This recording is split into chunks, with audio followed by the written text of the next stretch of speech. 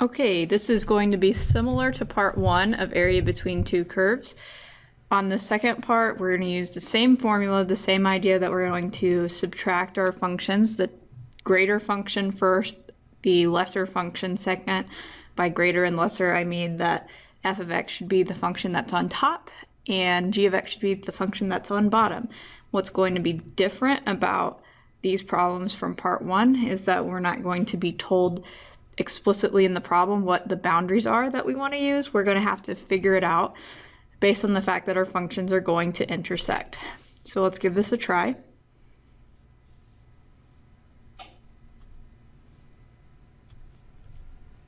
This first example, it says, and all of these instructions are the same. It says find the area of the region enclosed by the curves, use the provided graph to sketch the curves and shade the enclosed region.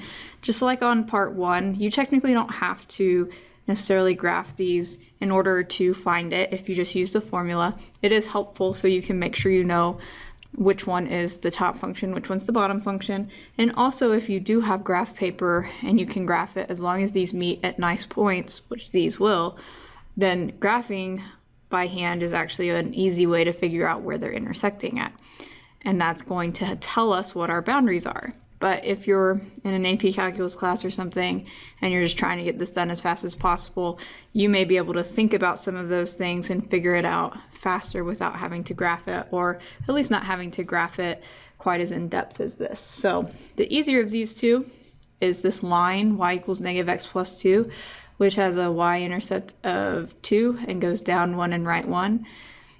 The more points you draw, the less likely you'll have to go back later and be like, well, where was that intersecting? So it also helps me draw straighter lines, although that probably is not going to be apparent whenever I draw this line. It's probably still going to be pretty bad, but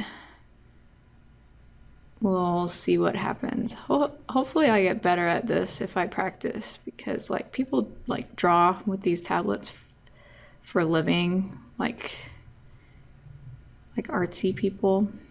The other one that we want to graph is a parabola, x squared minus x minus 5 halves. When you put this in, if you're putting this in your TI calculator into y equals, keep in mind that you can, instead of making it a fraction, you can put 0.5 x squared and minus 2.5 if you feel like that's easier than putting in the fractions, or you can put in the fractions. I personally am lazy when it comes to using the fraction button, so I like to change them to decimals.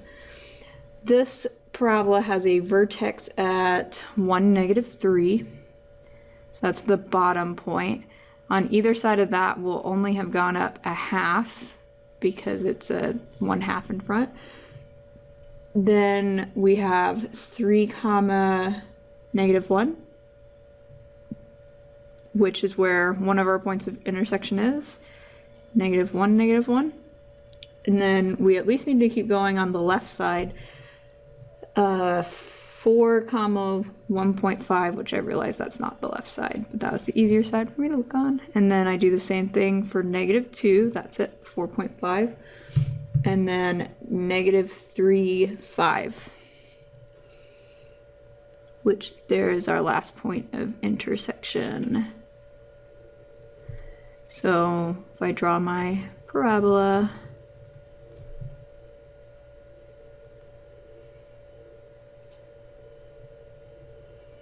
okay, so what we want is the area between these curves.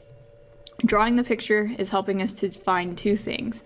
So here's the area we're talking about finding. It helps us see which one's the top function, which one's the bottom function.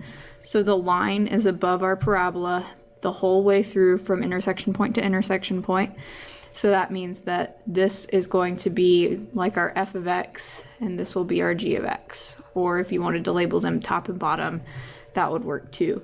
The other thing it helps us see is the intersection points, and all we care about is the x value for our intersection points. We don't really care where it is on y. So we intersect at -3 and at +3. So those are going to be the boundaries of our integral. And then we're going to subtract these functions. The first function is going to be -x plus 2. And the second one will be x squared over 2 minus x minus 5/2. The first thing that we should do is combine like terms, if we have any, because after I distribute the negative, which will change all the signs in the second parentheses, I'll have negative x squared over 2 plus x plus 5/2. And then I look at my like terms, I have a negative x, which actually cancels out this positive x. So that's super cool. That's one less thing to worry about. The 2 is going to combine with the 5/2, and you could change it to a decimal if you wanted to, or you could get a common denominator. That would be 4 over 2 plus 5 over 2, which is 9/2. So we have 9/2 still, and we still have this negative x squared over 2. And so that looks a lot easier to integrate, or faster at least, maybe not easier. So now we want to actually use the power rule to get rid of our integral symbol, which means that we're going to add a power and divide. When I add a power to this x squared, it gives me x cubed. And I'm going to divide by that power, that 3, since it already has a 2 on bottom. If I have a 2 on bottom and I'm trying to put a 3 on bottom with it, those numbers multiply together. So we should have a 6 on bottom, and it is still negative. The 9/2, that's just a number without an x, and so when we integrate, it's going to get an x. And then we want to plug in 3 and negative 3. So negative 3 cubed over 6 plus 9/2 times 3 minus, now we're going to plug in negative 3, so negative 3 cubed over 6 plus 9/2 times negative 3. What we want to do now is either put this in the calculator, and actually you can mess this up putting in the calculator, but it's not as bad as some of them where you really have to watch your parentheses. So you can plug this into the calculator, or you can work it out by hand, and it doesn't really matter personally to me which you do. It might matter depending on who your teacher is, or if you're in AP calculus or regular calculus or whatever. If we do it by hand, it actually has something kind of neat that happens, because we get negative 27 over 6 plus 27 over 2, and then we get positive 27 over 6 minus 27 over 2. And so because of the minus sign in between, they won't cancel out, they'll add together. Like this is going to be negative 27 over 6 plus negative 27 over 6, which is negative 54 over 6. And then this is 27 over 2 plus 27 over 2, which is 54 over 2. Those actually both simplify. That's negative 9 plus 27, which is 18. So that would be our answer. So it is similar to what we were doing in part 1. It's just they're not going to tell us what the boundaries are. We're going to have to figure it out for ourselves. Some of these graphs can look really weird. This actually is a fairly normal looking graph. So if you thought it looked super funny, kind of get used to that look, because that look's going to happen a decent amount. Let's do another one. This time we've got 2 parabolas, because these are both x squared. They're both opening up, and one is wider than the other. The one with the 1/2 is wider because it's going up half as fast as a normal parabola with x squared. The 2x squared makes it go up twice as fast. You can plug it into your calculator, or if you're trying to do it by hand, you would plug in numbers. Start hopefully finding the vertex first. That's 3, negative 6. And then we go up 2 each direction. And then we go all the way up to 5, 2. And on the other side, 1, 2. And then after that, I think we're too far off our graph. Not sure though. But we won't need any more points to be able to figure the problem out. So, well, that was interesting.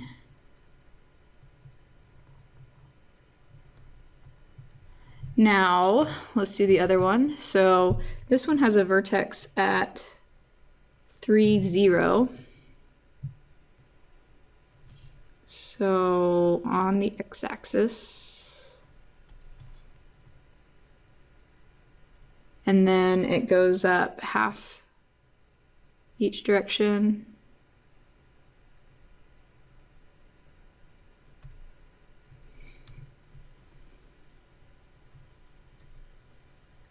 And then up to 1,2. Oh, hey, that's where it intersects, and 5,2. And then it keeps going from there. Like we could do 6, 4.5 if we wanted to, or we could just go ahead and draw it.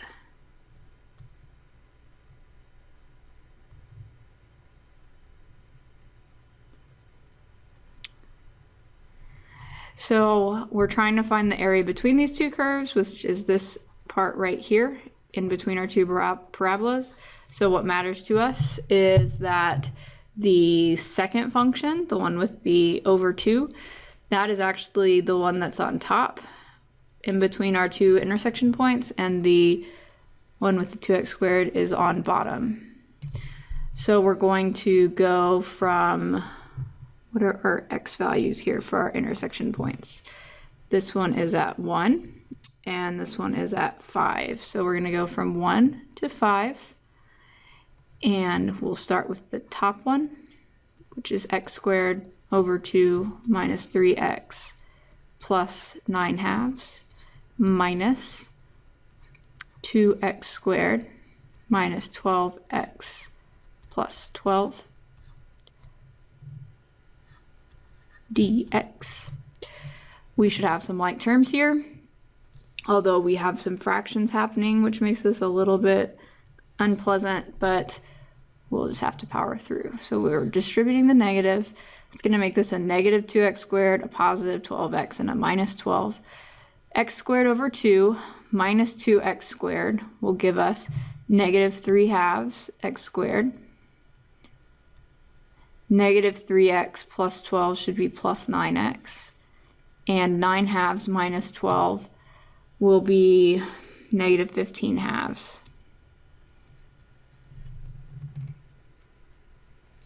That's what we're going to integrate from 5 to 1.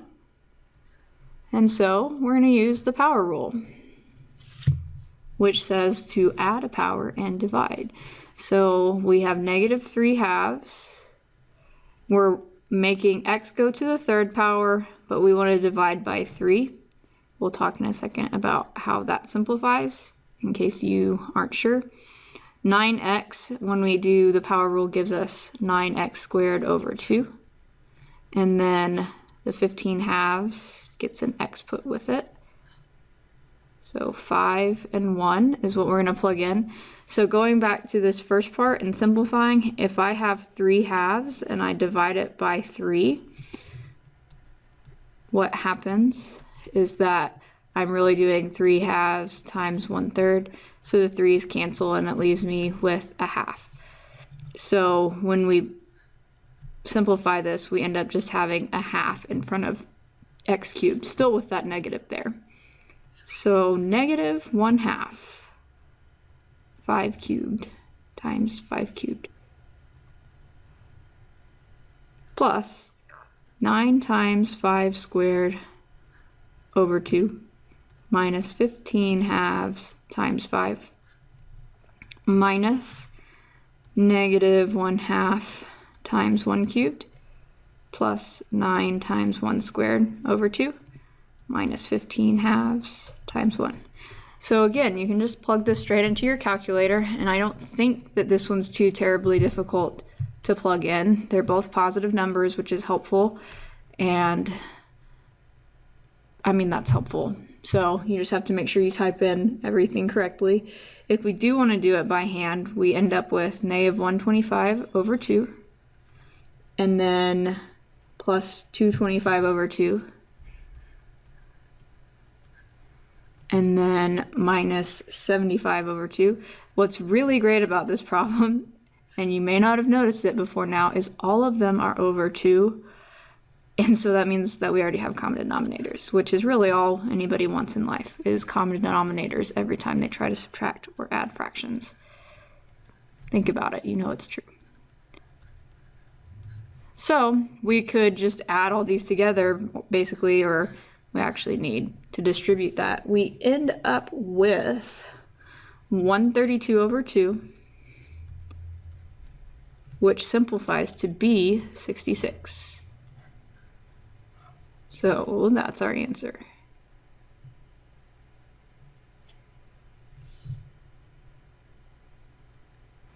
Our final problem has a square root in it, 2 square roots of x, and also has a parabola. So we'll have to graph this.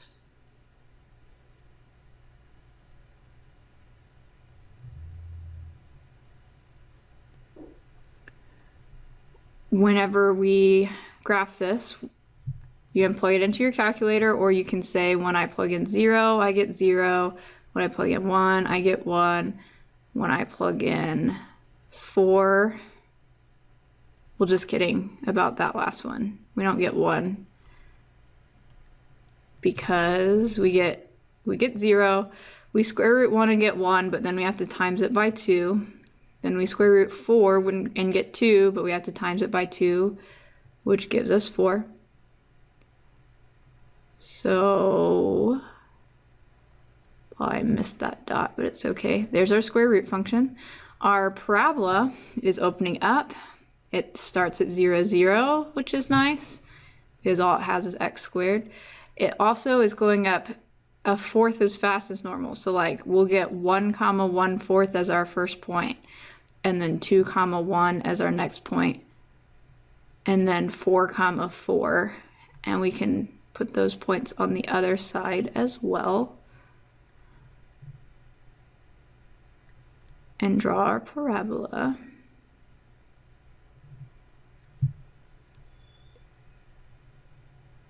And so the area that we want is this part inside here. Our boundaries are starting at 0 because they both meet at 0, 0, and then up here where they meet at 4. Remember, we just care about the x values. Which one of these is on top, the square root function or the parabola? Well, it's the square root function. And so we're going to put 2 square roots of x minus x squared over 4. Now, I believe in the first part we did a square root. And so let me remind you how that works, that this is really saying 2x to the 1/2. So we will power rule it. There's no like terms here, by the way, so we'll just go right off the bat and integrate, which means I don't need that anymore. If I add a power to x to the 1/2, I get 3/2, and that means I'm going to divide by 3/2. And then we're going to add a power to x squared and get x cubed, and then divide by 3. Since it already has a 4 on bottom, that gives you 12. We're going to plug in 4 and 0, which the 0 part of that will be easy. We'll just have to figure out what the 4 part of that is. Now, when we do this, one thing is we need to say, well, what's 2 divided by 3/2? And so when I divide those, I end up flipping the second one so that I am doing 2 times 2/3, which is 4/3. The other thing, and so I'll just rewrite this for now and not actually plug in yet, x to the 3/2, especially if you're doing this by hand, not on the calculator, because the calculator will do it for you. But by hand, you need to think of that like the bottom number is the root, so it's a square root. The top number is a power, so it's to the 3rd power. And then the other one is not going to change. We're going to plug in 4 and 0. So we're doing 4/3 square root of 4 cubed minus 4 cubed over 12 minus, and when we plug that in, we'll get 0. So we just need to figure out the first part, which this will be 2 cubed, which is 8 times 4/3 is 32/3. And then we've got 4 cubed over 12, which is 64 over 12, which you can simplify by 4 and get 16/3. So when I subtract those, I get 16/3. And that's my answer. So there's 3 examples of solving for the area between 2 curves where your boundaries come from your points of intersection. That's part 2. And the next part, we'll do this again, but our graphs are going to intersect somewhere in between, which means that something else is going to happen. We're going to have to add to it. So wait and see what happens there.